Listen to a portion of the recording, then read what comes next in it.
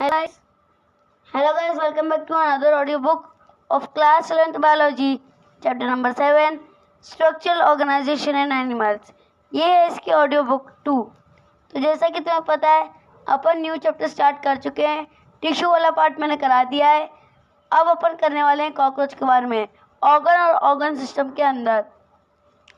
Cockroach के बारे में अगर मैं बेसिक बात करूँ, ऊपर की जो हमें पता है, एनसीईआरटी के हिसाब से नहीं, जो हमें पता है, तो ये एक ब्लैक या ब्राउन कलर का बंदा रहता है जो अपने घरों में पाया जाता है। उसके अलावा ये कई बीमारियां फैलाने का भी के लिए भी रिस्पॉन्सिबल होता है। फिर अगर बात करें तो उड़ भी सकता है। इसके पास दो बड़ी बड़ी मूंछ जैसी बाल होती हैं इसके मुंह के सामने। इसके बाद 6 पैर होते हैं, ठीक है।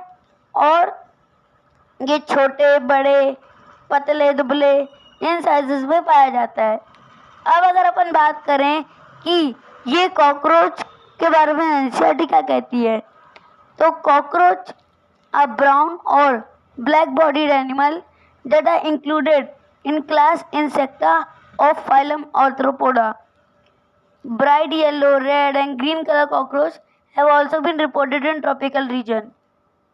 यानी कि yellow, red, green in colour के भी कॉकरोच ट्रॉपिकल रीजन में पाए जाते हैं।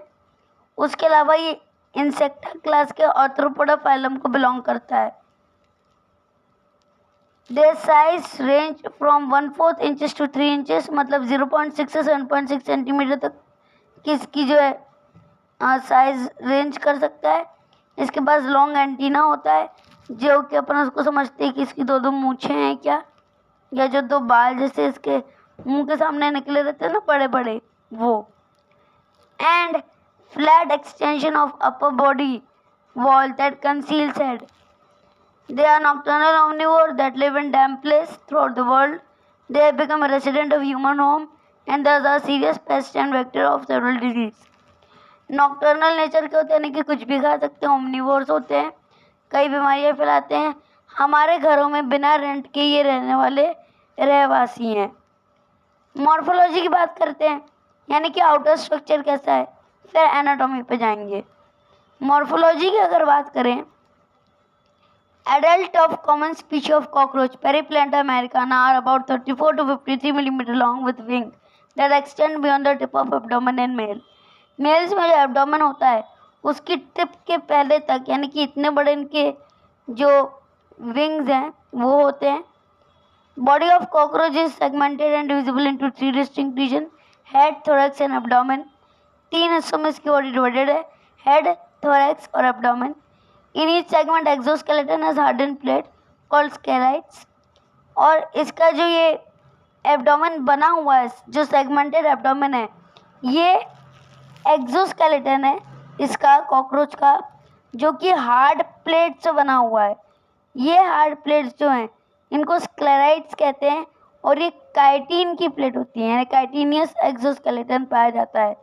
काइटिन की बनी हुई प्लेट होती हैं जो कि एक दूसरे के साथ थिन फ्लेक्सिबल आर्टिकुलेटिंग मेम्ब्रेन से अटैच रहती हैं, that are joined to each other by thin and flexible articular membrane. अब इसके आगे जो इसकी पुराण कथा दी है उसको मैं शॉर्ट इमेज के फॉर्म में तुरंत समझाने की कोशिश करूँगा, क्योंकि इतना बड़ा एनसीईआरटी का जो पैरा है ये थोड़ा सा कंफ्यूजिंग है। 10th सेगमेंट कहाँ है, 9th सेगमेंट कहाँ है, ये सब एक डायग्राम दिखाऊंगा, उसमें क्लियर हो जाएगा। तो चलो, अब अगर अपन बात करें कॉकरोच के डायग्राम के बारे में, तो वो कुछ इस तरीके से है। ये देखो, सबसे पहली बात, अगर अपन ने कॉकरोच को देख रहे हैं तो पहले अपन ने उसके जो एक्सोस्केलेटन के बारे में एनसीईआरटी में दिया है उसके बारे में जान लेते हैं। ये कुछ इस तरीके का दिखता है, यानी कि ये जो तुमको सबसे ऊपर वाली प्लेट दिख रही है, वर्टेक्स जिसको नाम दिया है, ये इसकी डॉर्सल साइड को शो करती है। यानी कि ये जो वर्टेक्स है ये कॉकरोच की डॉर्सल साइड की प्लेट है, यानी कि एक्सोस्केलेटन है डॉर्सल साइड का। इसकी जो साइड वाइज प्लेट्स हैं इनको जेना कहते हैं। जो ऊपर की प्लेट है उसको फ्रॉन्स कहते हैं। ऊपर की प्लेट मतलब जैसे मान लो चलता हुआ कॉकरोच तुम देख रहे हो, तो कॉकरोच का जो पंख वाला एरिया है जो अपन देखते हैं जनरली, वहाँ पे ये फ्रॉन्स वाली प्लेट पाई जाती है। जबकि जेना जो है ये इसके राइट साइड वाली प्लेट्स होती है, राइट और लेफ्ट। और क्लाइसेप जो होती है ये इसके माउथ से अटैच्ड रहती है, जो कि बाइटिंग और च्यूइंग में हेल्प करता है। ठीक है, इसके अलावा एनसीईआरटी में डायग्राम दिया है, इसके माउथ पार्ट को जो है खोल के दिखाया है। खोल के दिखाया मतलब अलग अलग डायग्राम के थ्रू रिप्रेजेंट किया है, जहाँ पे माउथ पार्ट ऑफ कॉकरोच दिया है। अगर उसके बारे में बात करें तो ये क्लाइसेप जो है अभी अपन ने जो देखा ये वेंट्रल साइड पे है, जबकि वर्टेक्स डोर्सल साइड पे है। तो जो इसका लेब्रम है ये इसके अपर लिप को शो डिनोट करता है, लेबियम लोअर लिप को। और एक बात, ये जो लेबियम यहाँ पे दिखाया गया है, लेबियम जो है ये इसका सेकेंडरी मैक्सिला है, क्योंकि इसके पास सेंसरी पल्प होते हैं। उसके अलावा हाइपोफेरिंक्स जो है वो इसकी टंग होती है, और ये टंग की हेल्प से अब तुम्हें पता है टेस्ट वगैरह कर सकता है। फिर इसके पास आते हैं मैक्सिला और मैंडिबल। मैक्सिला अपर जो होते हैं और मैंडिबल लोअर जो होते हैं। और यहाँ पे अपन ने अभी अभी देखा था कि अपन लोअर लिप यानी लेबियम को सेकेंडरी मैक्सिला कह रहे थे, क्योंकि इसके पास सेंसरी पल्प है। वो इसलिए क्योंकि मैंडिला जो है ये मैक्सिला जो है ये अपर जो है और इसके पास सेंसरी पल्प प्रेजेंट होती है। लेबियम के पास भी प्रेजेंट होती है, इसलिए उसको सेकेंडरी पल्प कहा गया है या सेकेंडरी मैक्सिला कहा गया है। अब अगर इसके हेड की पोजीशन की बात करें तो ध्यान से देखना, इसकी हेड की जो पोजीशन है वो इसकी बॉडी के 90 डिग्री एंगल पे सिचुएटेड है। मतलब कि अगर ये इसका हेड है और ये इसकी बॉडी है, ये इसकी बॉडी है, तो इसका हेड इसकी बॉडी से 90 डिग्री के एंगल पे अटैच्ड है। और इस पोजीशन को हाइपोगैथस कहते हैं, हाइपोगैथस। फिर अगर इसके एंटेना की बात करें तो एंटेना क्या होते हैं? एंटीना मतलब जो अपन ने कहा ना कि कॉकरोच के सामने मूंछ होती है क्या उगी हुई, तो एक्चुअली मूंछ नहीं होती, ये उसके एंटीना होते हैं। जैसे मान लो ये कॉकरोच है, ये उसका हेड है, यहाँ पर ऐसे दो हेयर लाइक स्ट्रक्चर पाए जाते हैं, ये पैर हो गए और ये दो हेयर लाइक स्ट्रक्चर्स पाए जाते हैं। तो ये जो हेयर लाइक स्ट्रक्चर्स हैं ये एंटीना होते हैं, जो कि सेगमेंटेड रहते हैं। सेगमेंटेड मतलब अगर मैं इसको थोड़ा सा बड़ा करके दिखाऊं तो वो कुछ इस तरीके के दिखाई देंगे, ऐसे सेगमेंटेड रहेंगे, सिंगल नहीं रहेगा। जैसे अपने बाल कैसे होते हैं एक सिंगल लाइन, नहीं, इसके सेगमेंटेड रहेंगे। ठीक है, दोनों, और ये पेयर में एग्जिस्ट करेंगे। उसके बाद इसके एंटीना जो हैं इनका काम क्या होता है? तो इनका बेसिकली काम होता है कि ये सेंसरी रिसेप्टर्स होते हैं और एनवायरनमेंट में मॉनिटरिंग करने में हेल्प करते हैं। सेंसरी रिसेप्टर्स होते हैं मतलब मान लो कॉकरोच मेरे बेड के नीचे है या तुम्हारे बेड के नीचे है। अब तुमको नहीं पता कि कॉकरोच तुम्हारे बेड के नीचे है और कॉकरोच को नहीं पता कि तुम बेड के ऊपर हो, तो तुम्हें तो खैर पता ही नहीं चलेगा कि कॉकरोच बेड के नीचे है जब तक वो तुम्हारे सामने ना आ जाए। लेकिन जब तुम बेड पे हाथ मारोगे जोर से, जिसकी वजह से आवाज होगी, तब पता चल सकता है कॉकरोच को कि मेरे ऊपर कोई है और वो वहां से भाग लेगा, क्योंकि उसके पास जो एंटीना होते हैं ये एनवायरनमेंट को मॉनिटर करने में और सेंस करने में हेल्प करते हैं। इसकी आंखों की बात करें तो ध्यान से देखना, यहाँ पे क्या लिखा है? सिंपल आइज जो होती है वो वेस्टिजियल है, यानी कि इसमें सिंपल आइज तो है लेकिन इसकी जो सिंपल आइज है वो ऑसिलस कहलाती हैं और ये वेस्टिजियल है। वेस्टिजियल ऑर्गन्स वो होते हैं जो बॉडी में पाए तो जाते हैं लेकिन उनका कोई यूज नहीं होता। एग्जाम्पल, जैसे अपनी जो बैकबोन है उसमें जो लास्ट की बोन है कॉक्सिक, जिसको अपन टेल बोन कहते हैं, तो उसको अपन एक्चुअल में टेल बोन कहते क्यों हैं? क्योंकि वो पहले जब अपन इवोल्यूशन के पहले जब अपन बंदर थे या एप्स थे, तो वो तब टेल बोन का काम था कि अपने पीछे से टेल उगाए। लेकिन धीरे धीरे करके उसका अपन ने यूज करना बंद कर दिया, जिसकी वजह से उसका साइज श्रिंक होकर रिड्यूस होने लगा। यही वजह है कॉकरोच में कि सिंपल आइज पाई जाती है, लेकिन ये वेस्टिजियल होती है, जबकि कंपाउंड आइज जो होती है ये विजन के लिए रिस्पॉन्सिबल होती है। कंपाउंड आइज का मतलब कि इसकी जो आइज है इसमें number of unit of eyes होती हैं। जैसे ये इसकी एक आई है, कंपाउंड आई की वजह से ये इसकी एक आंख है और इसकी दूसरी आंख है, ठीक है। अब इसकी जो आंख है ये सेगमेंटेड है इस तरीके से। मैं यहाँ पेंटागन स्ट्रक्चर बना नहीं पा रहा, अदरवाइज मैं वो बना पाता। इस तरीके से सेगमेंटेड है, तो जिसकी वजह से इसकी हर एक सेगमेंट के अंदर अगर ये किसी स्ट्रक्चर को देखेगा तो हर एक सेगमेंट में स्ट्रक्चर की पर्टिकुलर इमेज बनेगी इस तरीके से। या एक और इमेज है, मैं उसको दिखाता हूँ, 1 मिनट। सॉरी गाइज, अभी इमेज अवेलेबल नहीं है, पता नहीं डाउनलोड नहीं हो पा रही है। कोई बात नहीं, नेक्स्ट ऑडियो बुक में ट्राई करूँगा कि मैं इमेज दिखा दूँ। फिलहाल ये जान लो कि इसके पास कंपाउंड आइज होती है जो विजन के लिए रिस्पॉन्सिबल होती है, और ये छोटी छोटी यूनिट से मिलकर बनी होती है, जिसे ओमेटिडिया कहते हैं, जो कि 2000 ओमेटिडिया से मिलके एक आंख बनती है। 2000, ठीक है। इसका जो विजन होता है ये मोज़ेक होता है, और इमेज जो होती है वो ए पोजिशन्ड होती है, मतलब नॉन ओवरलैपिंग इमेज फॉर्मेशन होती है। जैसे बास्केटबॉल कोर्ट देखा है, उसमें जो बास्केटबॉल कोर्ट का जो पोल है, पोल के पीछे जो एक बड़ा सा लोहे की वॉल रहती है जिसमें जाली लगी रहती है ना, जैसे वो पिंजरे में नहीं दिखाते वैसा। उससे अगर अपन देखेंगे तो कैसा दिखेगा, उस तरीके का कुछ विजन रहता है, ठीक है। खैर, अब बात करते हैं अपन इसके थोरैक्स की। ये एनसीईआरटी का ही है पूरा, मैंने इसका समरी निकाला है। थोरैक्स की बात करते हैं तो देखो, थोरैक्स में अपन बात करते हैं 3 सेगमेंटेड रहता है, यानी कि प्रोथोरैक्स, मीजोथोरैक्स, मेटाथोरैक्स। अब अगर अपन इसके विंग्स और लेग्स के अटैचमेंट की बात करें तो उसके पास 2 विंग्स होते हैं, 2 पेयर ऑफ विंग्स होते हैं।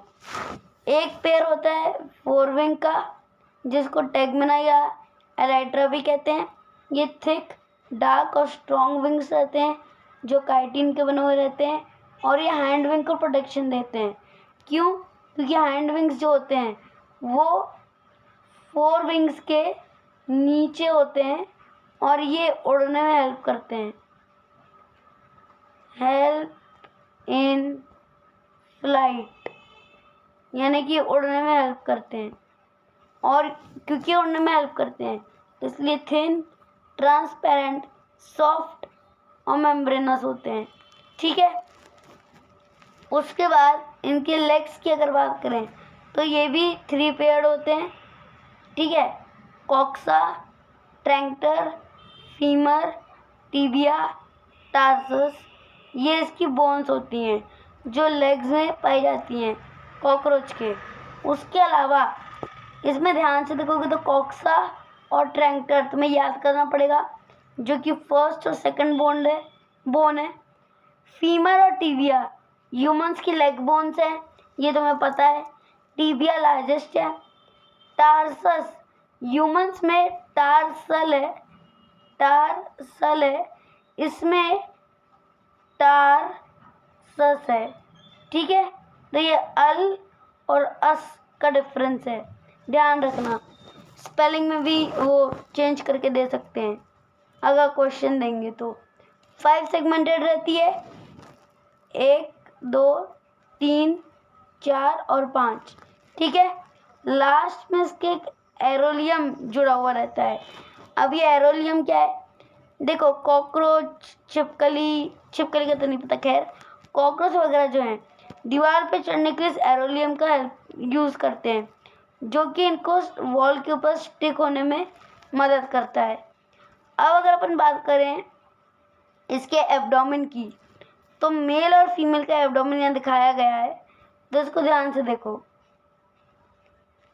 सबसे पहले मेल एब्डोमेन की बात करते हैं। दोनों में 8th 9th और 10th सेगमेंट में पाया जाएगा। मेल और फीमेल के केस में एक चीज़ कॉमन है, दोनों के पास ये जो डॉटेड स्ट्रक्चर दिखाई दे रहा है जिसको एनल सर्काई कहते हैं, ये प्रेजेंट होगा। लेकिन फीमेल में, मेल में जो इस तरीके का रेड कलर का एनल स्टाइल बना है, ये नहीं होगा। एनल स्टाइल सिर्फ मेल में प्रेजेंट होगा। याद करने की ट्रिक, मेल फीमेल को देख के, मेल कॉकरोच फीमेल को देख के स्टाइल मारता है, यानी कि सिर्फ मेल के पास जो है स्टाइल होती है, फीमेल के पास एब्सेंट होती है। ठीक है, उसके अलावा 8th 9th और 10th सेगमेंट में ये पाया जाता है। 9th सेगमेंट में मेल के अंदर एनल स्टाइल प्रेजेंट होता है, जबकि एनल सर्काई 10th सेगमेंट में पाया जाता है और ये मेल और फीमेल दोनों में प्रेजेंट होता है। अब इसके बारे में जो पॉइंट्स हैं वो जान लेते हैं। यही पॉइंट्स है, present only in male, unsegmented, present on 9th segment, help in copulation. जबकि कॉपुलेशन मतलब फीमेल को ग्रास्प करने में हेल्प करता है ताकि उसके अंदर जो स्पर्म्स वो रिलीज कर पाए फॉर रिप्रोडक्शन एंड फर्टिलाइजेशन। जबकि फीमेल के बारे में बात करें तो एनल सर्काई के बारे में बात करें तो present in both male and female, segmented रहता है, 15 सेगमेंट का रहता है। सेगमेंटेड रहता है मतलब जैसे ये इसका एनल सर्काई है, मेल में भी यही रहेगा, फीमेल में भी यही रहेगा, ये सेगमेंटेड रहेगा। और कितने सेगमेंट्स में रहेगा? 15, 1 2 3 4 5 6 7 8 9 10, ठीक है, 11 12 13 14 15 सेगमेंटेड रहेगा और ये 10th सेगमेंट पे पाया जाएगा। ठीक है, फिर बात करते हैं इसके एलिमेंट्री कैनाल की। एलिमेंट्री कैनाल मतलब बंदा खाता क्या है, तो ओमनीवोर है, अपने को पता है क्या खाता होगा। फोरगट जो है इसका ओरिजिन एक्टोडर्मल है, बहुत इंपॉर्टेंट क्वेश्चन है।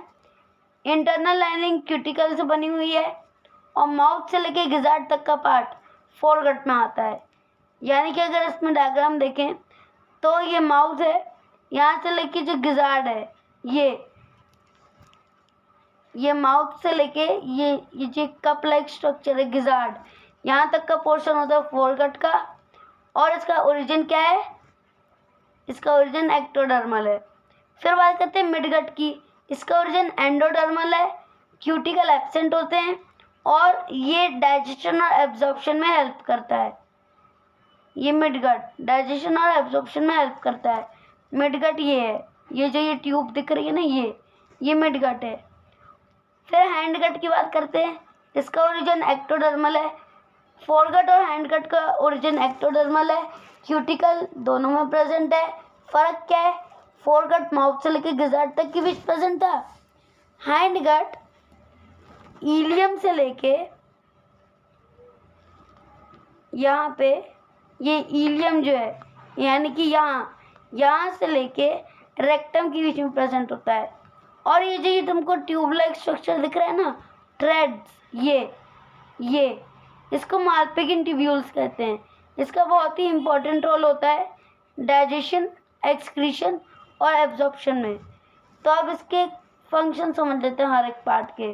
सैलिवरी ग्लैंड का फंक्शन क्या होगा? कार्बोहाइड्रेट का डाइजेशन करना। बायलोब्ड रहता है और एक पैर में पाया जाता है। जबकि क्रॉप जो है ये फूड को स्टोर करता है और डाइजेस्ट करता है। ये यहाँ पे दिख रहा होगा, ये जो बड़ा सा बैग लाइक स्ट्रक्चर है, बलून लाइक स्ट्रक्चर, ये क्रॉप होता है। गिजार्ड 6 काइटिनियस टीथ होते हैं उसके पास, जो कि फूड की ग्राइंडिंग में हेल्प करता है। ये देखो, ये गिजार्ड है, इसके पास इंटरनल लाइनिंग में टीथ लाइक स्ट्रक्चर होते हैं जो फूड के मॉलिक्यूल को ब्रेक करते हैं और छोटा छोटा काट देते हैं। उसके बाद बात करते हैं हिपैटिक केसिया की। हिपैटिक केसिया ये है, ये जो तुमको छोटे छोटे थ्रेड लाइक सकते हैं, ये बड़े बड़े और जो ज़्यादा अमाउंट में है ये मालपिगिन ट्यूब्यूल्स है। ये जो छोटे छोटे थ्रेड लाइक स्ट्रक्चर है ये हिपैटिक केसिया है। इनका काम होता है कि ये पहली बात फोरगट और मिडगट के जंक्शन में पाए जाते हैं, और जो फूड हमारा ये जो गिजार्ड है ये ग्राइंड कर रहा है उसमें जो कार्बोहाइड्रेट, फैट, प्रोटीन है, इनका डाइजेशन करने में हेल्प करता है। यानी कि कार्बोहाइड्रेट, फैट और प्रोटीन डाइजेस्टिंग एंजाइम्स को रिलीज करता है। इसी को गैस्ट्रिक केसिया भी कह सकते हो। ये 7 से 8 पाए जाते हैं, 7 to 8 सेगमेंट में पाए जाते हैं। कॉकरोच के 7 to 8 सेगमेंट में प्रेजेंट होते हैं। मेंस्टेरॉन की बात करें तो मिडगट की वॉल होती है जो पेरिट्रोफ मेम्ब्रेन को रिलीज करती है, जो कि फूड एंजाइम्स के लिए परमिएबल होती है और इसमें क्यूटिकल एब्सेंट होते हैं। ये फूड के पास एक लेयर बनाती है और ये परमिएबल होती है। फिर बात करते हैं मालपिगिन ट्यूब्यूल्स की। मालपिगिन ट्यूब्यूल्स जो होते हैं ये मेन एक्सक्रीटरी ऑर्गन है जो कि मिडगट और हाइंडगट के जंक्शन पर पाए जाते हैं। 100 से 150 की संख्या में पाए जाते हैं और ये एक्सक्रीशन में हेल्प करते हैं, जबकि रेक्टम का काम सिर्फ वाटर का एब्जॉर्प्शन करना है और ये 6 रेक्टा पेपिले से मिलकर बने हुए रहते हैं। ठीक है, ये हो गया इसका एलिमेंट्री कैनाल। अब बात करते हैं सर्कुलेटरी सिस्टम की। तो अगर सर्कुलेटरी सिस्टम की बात करें तो इसका सर्कुलेटरी सिस्टम में ज़्यादा कुछ नहीं पढ़ना है, इतना जान लो ओपन टाइप का होता है, डोर्सल साइड में प्रेजेंट होता है। हार्ट जो है न्यूरोजेनिक होता है, 13 चेम्बर्ड होता है, मतलब ऑर्गेनिज्म के कंट्रोल पे चलेगा। देखो, जब भी अपन कहेंगे कि हार्ट मायोजेनिक है, मतलब कि हार्ट अपने हिसाब से चलेगा, ऑटोमेटिकली अपने आप को ऑपरेट करेगा। लेकिन जब कहते कि न्यूरोजेनिक है, न्यूरोजेनिक मतलब कि ये अपने इशारे पे चलेगा। अगर मेरा हार्ट न्यूरोजेनिक है या तुम्हारा हार्ट न्यूरोजेनिक है तो ये अपने इशारे पे चलेगा। मतलब कि जैसे ही तुमने कहा कि मेरे आसपास कोई शेर है या कोई मॉन्स्टर है, उस मॉन्स्टर को मेरी हार्ट बीट सुनाई ना दे, एक काम करता हूँ थोड़ी देर के लिए हार्ट बीट को रोक लेता हूँ, तो तुम वो कर पाओगे अगर तुम्हारा हार्ट न्यूरोजेनिक है। लेकिन अगर मायोजेनिक है तो नहीं रोक पाओगे। ठीक है, इसका हार्ट क्या होता है, न्यूरोजेनिक होता है, यानी कि इसके कंट्रोल से चलता है। फिर इसकी जो ब्लड होती है उसको हीमोलिम्फ कहते हैं। जैसे अपने बॉडी में ब्लड एक्सक्रीटरी प्रोडक्ट के ट्रांसपोर्टेशन में हेल्प करता है, जो किडनी को ले जाके देता है, इसमें हीमोलिम्फ जो है वो इसकी टिश्यूज से पोटेशियम बाइकार्बोनेट के फॉर्म में पूरा का पूरा एक्सक्रीटरी प्रोडक्ट एब्जॉर्ब कर लेता है और ले जाके मालपिगिन ट्यूब्यूल्स को दे देता है, क्योंकि मालपिगिन ट्यूब्यूल्स ही तो है जो कि एक्सक्रीशन में हेल्प करता है। ठीक है, उसके अलावा ये 13 चेम्बर्ड हार्ट होता है, ये तुम देख सकते हो, और ये पेरिकार्डियल कैविटी में पाया जाता है और ये 9th सेगमेंट में पाया जाता है। जो कॉकरोच है उसके 9th सेगमेंट में। अब आगे बढ़ते हैं, ये हो गया सर्कुलेटरी सिस्टम। अब बात करते हैं नर्वस सिस्टम की। नर्वस सिस्टम जो है ये सुप्राइसोफेगल और सुप्राइसोफेगल गैंग्लिया, ब्रेन जिसको कहते हैं, और नर्व कॉर्ड से मिलके बना है, यानी इसके ब्रेन को सुप्राइसोफेगल गैंग्लिया भी कहते हैं। यहाँ पे लिखा है, ये देखो, सुप्राइसोफेगल गैंग्लिया। इसके पास टोटल जो है 9 गैंग्लिया होते हैं, 3 थोरैक्स में रहेंगे और 6 एब्डोमेन में पाए जाएंगे। यहाँ पे सेगमेंटेड है, ये देखो, 3 थोरैक्स में और 2, 3, 4, 6 ये अपने एब्डोमेन में पाए जाएंगे। फिर नर्व कंडक्शन कैसे होता है, इन्हीं के थ्रू होता है। पहले ब्रेन सिग्नल ट्रांसमिट करता है, यहाँ से गैंग्लिया में जाता है, गैंग्लिया से ये फिर नर्व कॉर्ड के थ्रू पूरे बॉडी में ट्रांसफ़र कर दिया जाता है। ठीक है, फिर बात करते हैं इसके मेल रिप्रोडक्टिव सिस्टम की। अब इसके मेल रिप्रोडक्टिव सिस्टम के बारे में बात करें तो ध्यान से देखना। उसके पहले इसका एक्सक्रीटरी सिस्टम समझ लो। मेल और फीमेल को साथ में समझाना पड़ेगा रिप्रोडक्टिव सिस्टम। पहले एक्सक्रीटरी सिस्टम देख लो, रेस्पिरेटरी सिस्टम देख लो। एक्सक्रीटरी सिस्टम के बारे में ये जो इतना सारा दिया है इसको मत पढ़ो, सिर्फ इस डायग्राम के ऊपर फोकस करो। इसको जनरल रीडिंग के लिए रखो, स्क्रीनशॉट ले लेना, अभी मत लो, इसको नॉर्मल पढ़ लो। Excretion is perform by Malpighian tubule. Each tubule is lined by glandular and ciliated cell. They absorb nitrogenous waste product and convert them into uric acid, which is excreted out through hindgut, and therefore this insect is called uricotalus. ठीक है, इसके अलावा जो fat body नेफ्रोसिस्ट और यूरिकोस gland है ये भी इसके दूसरे टाइप के एक्सक्रीटरी ऑर्गन है, लेकिन मेन एक्सक्रीटरी ऑर्गन मालपिगिन ट्यूब्यूल है जो 100 से 150 के पेयर में पाए जाते हैं और मिडगट और हाइंडगट के जंक्शन में मिलते हैं। अब बात करते हैं काम कैसे करता है। तो देखो, जैसा कि मैंने बताया, सबसे पहले जो इनके टिश्यूज़ है, कॉकरोच के सेल्स या टिश्यूज़ जो है वो पोटेशियम यूरेट के फॉर्म में जो इसका ब्लड है हीमोलिम्फ, उसके अंदर अपना सारा एक्सक्रीटरी प्रोडक्ट निकाल देते हैं।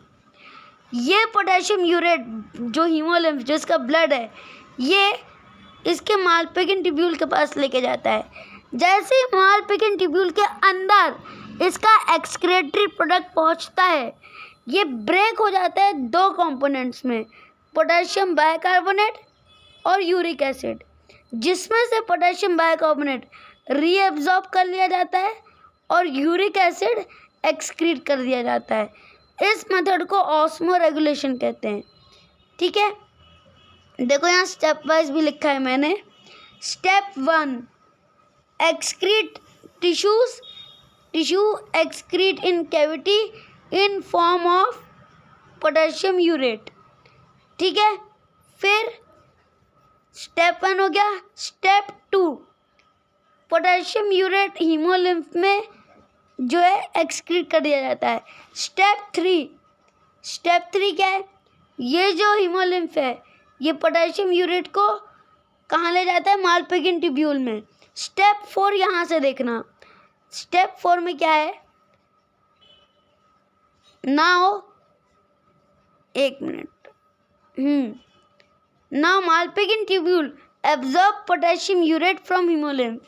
इस पोटेशियम यूरेट को जैसे ही ये एब्जॉर्ब करता है ये पोटेशियम यूरेट कन्वर्ट हो जाता है पोटेशियम बाइकार्बोनेट और यूरिक एसिड में, और उसके बाद now this potassium urate get converted into potassium bicarbonate and uric acid as soon as it get excreted into the Malpighian tubule.